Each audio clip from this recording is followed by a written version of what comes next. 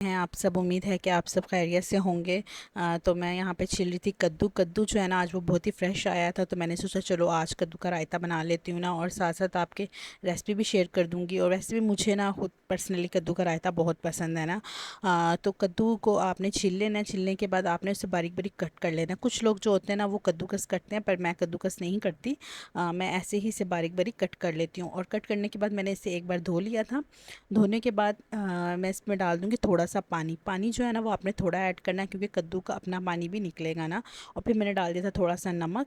कुछ लोगों को मैंने देखा है कि जब वो रायता वगैरह इस तरह बनाते हैं कद्दू का, तो वो पानी जो वेस्ट कर देते हैं ना उसका, तो मैं वेस्ट नहीं करती। मुझे लगता है कि इससे कद्दू की अफादियत कम हो जाती है ना। तो कद्दू तो मैंने चढ़ा दिया था। और फिर मैं साथ तैयार करी थी चटनी। चटनी में मैंने वही धनिया, पुदीना, ज़ीरा और लहसुन डाल दिया था। और पानी की जगह मैंने दही ऐड कर दिया था, क्योंकि अगर मैं पानी डालती तो रायता जो है वो और ज़्यादा पतला हो जाता। और जो कद्दू का रायता ना उसमें इतना पतला रायता नहीं बनाते ना, वो थोड़ा गाढ़ा गाढ़ा सा होता है।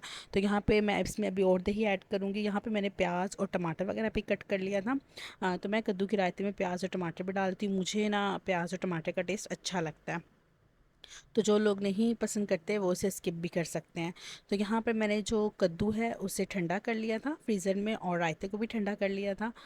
तो फिर मैं इसे मिक्स करी थी, क्योंकि अगर आप गरम गरम कद्दू को रायते में मिक्स कर दोगे तो वो बहुत अजीब सा फ्लेवर देगा। तो मैं जब भी ऐसी चीज़ें बनाती हूँ, दही बल्ले या रायता वगैरह, तो मैं ऐसे ठंडा करके ही बनाती हूँ। तो बस जो मैंने रायता बनाया था उसमें मैंने कद्दू डाल दिया, और डाल दिया मैंने इसमें प्याज, टमाटर और थोड़ा सा चाट मसाला और ज़ीरा, काली मिर्च। तो चाट मसाला जो लोग नहीं पसंद करते वो स्किप भी कर सकते हैं। और यहाँ पे मैं बना रही थी पकोड़े। तो मैं आज बना रही थी चने और मूंग की दाल के पकोड़े ना।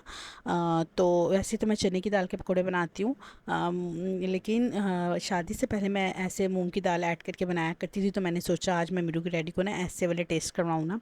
तो यहाँ पे मैंने जो चने की दाल और मूंग की दाल है उसे इक्वल क्वांटिटी में भिगो दिया था 1.5-2 घंटे पहले, और फिर इसे अच्छे से वॉश करके उसे ग्राइंड कर लिया था। जब मैंने ग्राइंड किया था तो इसमें मैंने हरी मिर्च डाल दिया था और थोड़ा सा टमाटर डाल दिया था। फिर उसके अंदर मैंने इसमें डाला प्याज। मुझे ना पकौड़ों में प्याज का फ्लेवर अच्छा लगता है, तो इसलिए मैं थोड़ा ज़्यादा प्याज डालूंगी। और 2 चम्मच मैंने लहसुन अदरक का पेस्ट डाल दिया था, और नमक और कुटी मिर्च डाल दिया था, और साथ साथ सारा हरा धनिया। तो इसमें जो है ना इतने ज़्यादा मसाले नहीं ऐड करते, क्योंकि इसका अपना फ्लेवर बहुत अच्छा होता है। अगर हम ज़्यादा मसाला ऐड करेंगे तो इतने मज़े का फिर नहीं लगेगा ना। तो बस यहाँ पे मैं पकोड़े फ्राई करी थी। तो मैं एक टिप देना चाहती हूँ कि जब भी आप ऐसे चने की दाल के पकोड़े फ्राई करें ना, तो ये एक बार तेल को अच्छे से गर्म कर लें, और फिर उसके बाद उसको मीडियम फ्लेम करके फिर फ्राई करें। अगर बहुत ज़्यादा हाई फ्लेम पे फ्राई करेंगे तो पकोड़े जो हैं ऊपर से रेड हो जाएंगे और अंदर से बिल्कुल कच्चे कच्चे लगेंगे। तो आप भी इस टिप पे ज़रूर अमल करिएगा, क्योंकि जो चने की दाल के पकोड़े होते हैं ना वो जल्दी ऊपर से रेड हो जाते हैं बनिस्बत बेसन की जो पकोड़े होते हैं ना उनके। तो इस वजह से इनको थोड़ा मीडियम फ्लेम पे ही फ्राई करना पड़ता है। तो यहाँ पे देखिए मेरे पकोड़े फ्राई हो गए हैं, और इतने क्रिस्पी बने थे ना, बहुत ही मज़े के बने थे। जितने ये देखने में लग रहे हैं उससे कई गुना ज़्यादा खाने में लग रहे थे। तो ये मैं आपको तोड़ के दिखा रही थी कि ऊपर से इतने क्रिस्पी और अंदर से बिल्कुल कुक हो चुके थे, और बहुत ही टेस्टी लग रहे थे। तो रायता भी मेरा ठंडा हो चुका था, और मैंने साथ बना दी थी रोटियाँ। तो आज मैं और मेरे को डैडी यही खा रहे थे दोपहर में, क्योंकि मैंने जाना था मार्केट। तो मैंने सोचा कि जल्दी से तो यही बन जाएगा, यही बन चुका है तो बस यही खा लेते हैं ना। तो खाना वगैरह मैंने खा लिया था, और फिर हम आ गए थे मार्केट। मार्केट आने का ना मैं काफ़ी दिनों से सोच रही थी, क्योंकि मुझे भी कुछ सामान लेना था, मेरी सिस्टर को भी कुछ सामान लेना था। पर ऐसा है ना कि वो कभी फ्री नहीं होती, कभी मैं फ्री नहीं होती। तो आज हम दोनों फ्री थे। तो मैंने सोचा चलो आज आ जाए ना।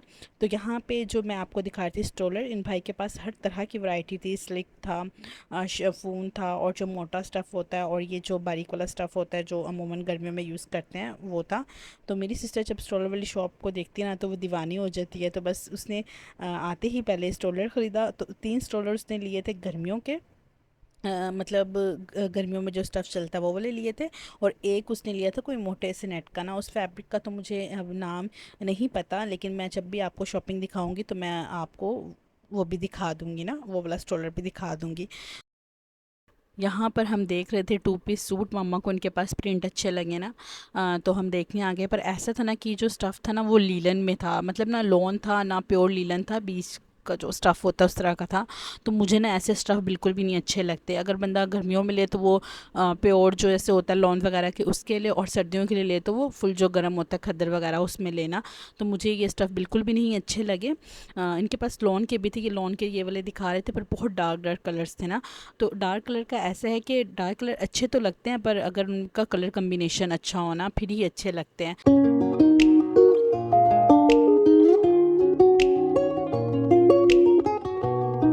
तो फिर उसके बाद आ गई थी मैं इस शॉप पे। मुझे जो था ना दुपट्टा चाहिए था प्योर का, जो आजकल दुपट्टा चला हुआ है बॉर्डर पे कट लगा होता है, कट वाला डिज़ाइन होता है, उस टाइप का चाहिए था ना। तो इस भाई के पास जो है ना वो वैरायटी बहुत अच्छी थी ना वाइट में। अब वाइट में ये होता है ना कि आप लेके अपनी मर्ज़ी से डाई करवा लें और फिर उसको डिज़ाइन कर लेना।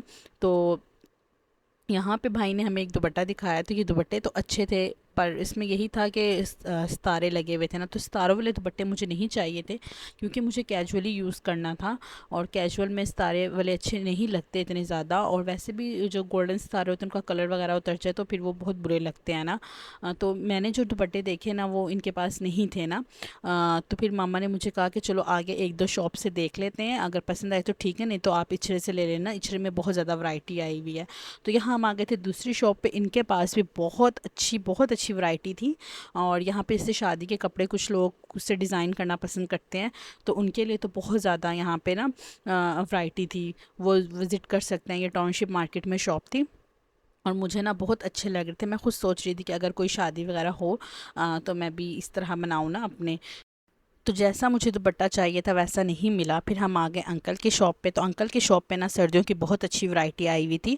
बहुत डिफरेंट डिफरेंट स्टफ़ थे, सिल्क के भी थे और बहुत ही प्यारे प्यारे थे। तो मैं कुछ ये आपके साथ आके शेयर करूँगी। तो अंकल की शॉप पे आके ना ऐसा होता है कि अगर आपने एक दो का माइंड बनाया ना तो आप चार पाँच लाजमी लेके जाते हो, क्योंकि अंकल के स्टफ़ बहुत अच्छे होते हैं, ब्रांड के स्टफ़ होते हैं और कोई इतने डिफेक्टेड भी नहीं होते हैं। कुछ में जैसे पीस बड़ा कटा होता है, कुछ छोटा कटा होता है, इस टाइप का होता है और कुछ भी नहीं होता। तो पहले जो अंकल थे ना वो तोल के नहीं देते थे शर्ट के, मतलब 700-800 में दे देते थे, लेकिन अब जो है वो तोल के देते हैं। उनका कहना है कि जो अब मुझे आता है ना ऐसे तोल के आता है तो वो तोल के ही देते हैं। तो यहाँ पर मैं आपको कुछ शर्ट्स दिखा रही थी जो कि खद्दर में थे और जो मोटा स्टफ़ होता है ना उसमें थे। तो इसमें से ना कोई तीन चार जो शर्टें हैं ना वो अच्छी लगी। तकरीबन हमने 5 शर्टें अंकल की दुकान से ले ली, जबकि हमारा इतना लेने का माइंड नहीं था। एक ये शर्ट बहुत प्यारी लग रही थी, एक ये ले ली। तो आपको मैं अंकल की शॉप बता दूं कहाँ पर है। अंकल की शॉप टाउनशिप में है और ये पकोड़ों वाली गली में है। जो लोग यहाँ पे रहते हैं वो टाउनशिप मार्केट तो आ सकते हैं, उनको पता भी होगा क्योंकि ये जो गली है वो फेमस गली है। अंकल ने ऐसे स्टॉल पे भी लगाया होता है बाहर, और अंदर इनकी शॉप भी है बाकायदा ना। और अंकल के पास सारे ब्रांड के ही स्टफ़ होते हैं, बहुत अच्छे स्टफ़ होते हैं। और आप देखें कलर कम्बिनेशन बहुत प्यारे होते हैं ना अंकल के पास। तो अंकल के पास बहुत ज़्यादा लेडीज़ का रश होता है और वैरायटी भी अंकल की बहुत जल्दी ख़त्म हो जाती है। आप एक से एक हफ़्ते में या एक से दूसरे हफ़्ते में आएंगे तो आपको वो चीज़ नहीं मिलेगी जो पहले अंकल के पास थी ना।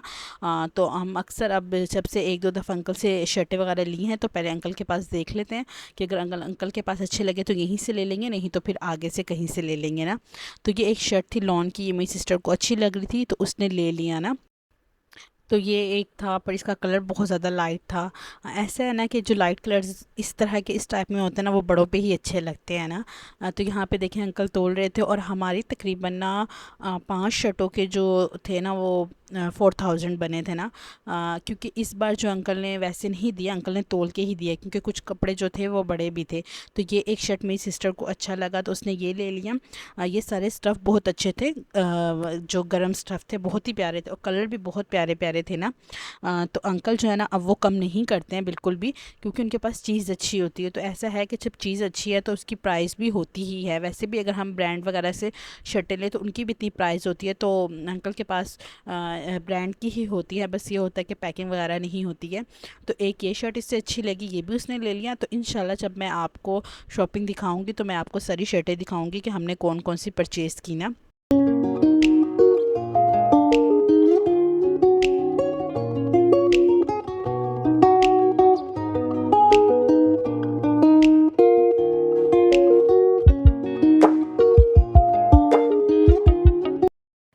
यहाँ से जो है वो हमारी शॉपिंग हो चुकी थी। तो बस मुझे दुपट्टा भी लेना था, तो खैर मैंने अपना माइंड बना लिया था कि अगर यहाँ से नहीं मिलेगा तो मैं इचरे से ले लूँगी। और वैसे भी ना कि इतना टाइम हो गया था यहाँ पे, पता ही नहीं चला ना, देखते देखते। ज़ाहिर सी बात है, आप इतनी चीज़ों में से आपको चूज़ करना होता है तो टाइम तो लग ही जाता है। तो बस यहाँ से ये ले लिया। तो फिर हम जाएंगे कॉस्मेटिक वाली शॉप पे। तो वहाँ से जो है वो हमें किट लेना था। किट जो है जो मुझे चाहिए था, जो मैं पहले लेके गई थी, वो लेना था, लेकिन वो नहीं मिला, क्योंकि वैसे ही सेम मेरी सिस्टर को चाहिए था। तो खैर ये वाला किट जो था ये उन्होंने दिखाया, तो ये मुझे कुछ बेहतर लगा। मैं जब किट लेती हूँ ना तो मैं ये देखती हूँ कि इसमें ऐसे शेड हो जो हम एज आ आईब्रो फिलेट भी यूज़ कर सकें, और कंटोरिंग के लिए भी यूज़ कर सकें, और आई शेड भी यूज़ कर सकें। तो इसमें तकरीबन ऐसे शेड थे, और साथ जो शिमर वाला था वो बहुत ही लाइट शिमर्स थे, जो आप एज आ हाईलाइटर वगैरह यूज़ कर सकते हो। तो ये किट एक हमने ले ली थी। ये 500 का कह रहे थे, और 550 का सॉरी कह रहे थे, और 400 की उन्होंने दे दी थी। और यहाँ पे मिरहा मैम जो है वो अपनी शॉपिंग से लग गई थी। जब हम चीज़ें अपनी परचेज़ कर रहे होते तो मिरहा क्यों पीछे रहे ना, मिरहा भी फिर अपने लिए चीज़ें पसंद कर लेती है।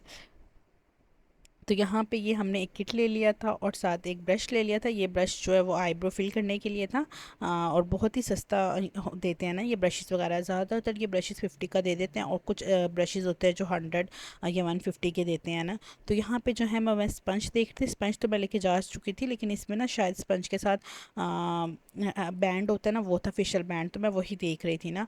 और साथ ये वाली किट जो हम ढूंढ रहे थे ये नेक्स्ट स्टॉल पे हमें मिल चुकी थी। और ये किट बहुत ही अच्छी क्यूट है किट है। इसमें बहुत ही अच्छे अच्छे शेड हैं। और एक ये लिपस्टिक देख रहे थे, इसमें कोई 5 कलर्स थे।